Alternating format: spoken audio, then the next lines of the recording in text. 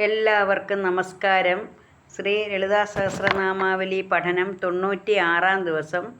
ഇന്ന് 951 മുതൽ 960 വരെയുള്ള നാമങ്ങളാണ് പറയുന്നത്. നമുക്ക് തുടങ്ങാം. ഓം ശ്രീ മഹാദേവിയേ നമഃ. ഓം ശാശ്വത്യേ നമഃ. ഓം ശാശ്വതൈശ്വര്യായേ നമഃ. ഓം ശർമ്മദായേ നമഃ. ഓം ശംഭുമോഹിന്യേ നമഃ. ഓം ധരായേ നമഃ. ഓം ധരസുതായേ നമഃ. ഓം ധന്യായേ നമഃ. ഓം ധർമ്മിണ്യേ നമഃ. ഓം ധർമ്മവർദ്ധിന്യേ നമഃ. ഓം ലോകാതീതായേ നമഃ. ഒന്നുകൂടെ പറയാം. ഓം ശാശ്വത്യേ നമഃ. ഓം ശാശ്വതൈശ്വര്യായേ നമഃ. ഓം ശർമ്മദായേ നമഃ. ഓം ശംഭുമോഹിന്യേ നമഃ. ഓം ധരായേ നമഃ. ഓം ധരസുതായേ നമഃ. ഓം ധന്യായേ നമഃ. ഓം ധർമ്മിണ്യേ നമഃ. ഓം ധർമ്മവർദ്ധിന്യേ നമഃ. ഓം ലോകാതീതായേ നമഃ. ഇതിൻ്റെ സാമാന്യ അർത്ഥം കൂടെ നോക്കാം. ഓം ശാശ്വത്യേ നമഃ. ശാശ്വതി, ദേവി ശാശ്വതിയാണ്. ഇവിടെ എന്നുമുള്ളവളാണ് ദേവി, അതുകൊണ്ട് ശാശ്വതി. ശാശ്വതൈശ്വര്യായേ നമഃ. ശാശ്വതമായ ഐശ്വര്യത്തോടു കൂടിയവൾ. അതായത് ദേവി 3 കാലത്തും നിലനിൽക്കുന്ന ഐശ്വര്യം. ദേവി 3 കാലത്തും നിലനിൽക്കുന്നു. ദേവിയുടെ ഐശ്വര്യത്തിന് യാതൊരു കുറവുമില്ല. ശാശ്വതമായ ഐശ്വര്യത്തോടു കൂടിയവളാണ് ദേവി, അതുകൊണ്ട് ശാശ്വത ഐശ്വര്യ. ശർമ്മദായേ നമഃ. ശർമ്മം എന്ന് വെച്ചാൽ സൗഖ്യം. തന്നെ ആശ്രയിക്കുന്നവരുടെ മനസ്സിന് സൗഖ്യം കൊടുക്കുന്നവൾ എന്ന് വെച്ചാൽ എപ്പോഴും മനസ്സിന് സുഖം കൊടുക്കുന്നവളാണ് ദേവി, അതുകൊണ്ട് ശർമ്മദ. ശംഭുമോഹിന്യേ നമഃ. ശിവനെ പോലും മോഹിപ്പിക്കുന്നവൾ ദേവി. അപ്പോൾ ശിവൻ്റെ വേറൊരു പേരാണ് കാമാരി. കാമദേവനെ പോലും ജയിച്ചവനാണ് ശിവൻ. ആ ശിവനെ പോലും മോഹിപ്പിക്കുന്നവളാണ് ദേവി. ഓം ധരായേ നമഃ. ഭൂമി തത്വമായിരിക്കുന്നവൾ. സകലതിനെയും ഈ പ്രപഞ്ചത്തെ മുഴുവൻ താങ്ങി നിർത്തുന്നവളാണ്. ഒരു വിരൽത്തുമ്പിൽ താങ്ങി നിർത്തി ഒരു ലീലയായി വഹിക്കുന്നവളാണ് ദേവി.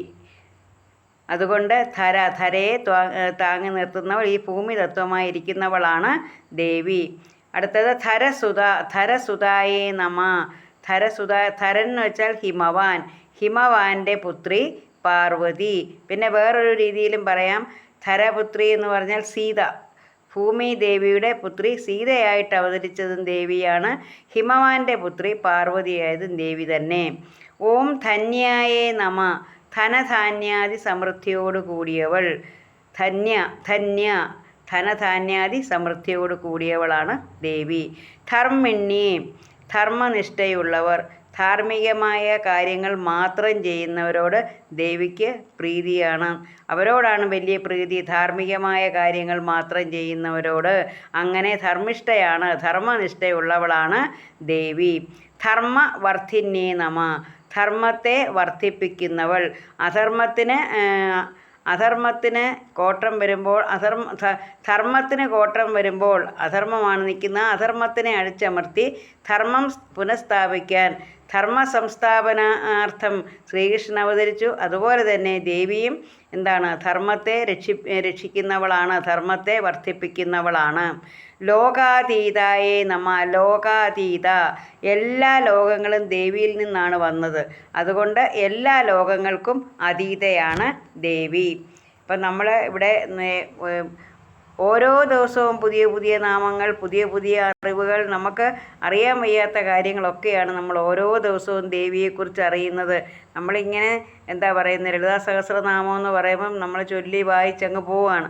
ഇതിൻ്റെ ഓരോ വാക്കിൻ്റെ അർത്ഥമൊന്നും നമ്മൾ ശ്രദ്ധിക്കാറില്ല. നമ്മൾക്ക് അറിയാനും വയ്യായിരുന്നു. പക്ഷേ ഇപ്പോൾ ഓരോരോ നാമങ്ങളായിട്ട് അത് വ്യാഖ്യാനിക്കുമ്പോൾ അതിൻ്റെ അർത്ഥം മനസ്സിലാക്കുമ്പോഴാണ് നമ്മൾ ഓരോന്നും ഇത് മനസ്സിലാക്കുന്നത്. അങ്ങനെ പുതിയ നാമങ്ങളിൽ കൂടെ പുതിയ ദേവിയെ കൂടുതൽ നമുക്ക് അടുത്തറിയാം. ദേവിയുടെ ദേവിയെ നമുക്ക് കൂടുതൽ അറിഞ്ഞ് ദേവിയെ നമുക്ക് കൂടുതൽ ആശ്രയിക്കുക. ഓരോ നാമങ്ങളും പറഞ്ഞ് പുതിയ അറിവുകൾ നേടുകയാണ്. അപ്പോൾ ഈ പ്രപഞ്ചമാതാവ് ഈ പ്രപഞ്ച മാതാവിനെ ഓരോ നാമം കൊണ്ട് സ്തുതിക്കുമ്പോൾ ദേവി നമുക്ക് നമ്മളിൽ പ്രസാദിക്കുന്നു. ദേവീ പ്രസാദം കിട്ടാൻ വേണ്ടിയാണ് നമ്മൾ ഓരോരുത്തരും എന്ത് ചെയ്യുന്നത്, ഓരോ നാമം ജപിക്കുന്നത്. അങ്ങനെ ഈ പ്രപഞ്ച മാതാവായ ശ്രീ ലളിതാ പരമേശ്വരിയുടെ അനുഗ്രഹം എല്ലാവർക്കും ഉണ്ടാകട്ടെ എന്ന് പ്രാർത്ഥിച്ചുകൊണ്ട് നിർത്തുന്നു. നന്ദി, നമസ്കാരം.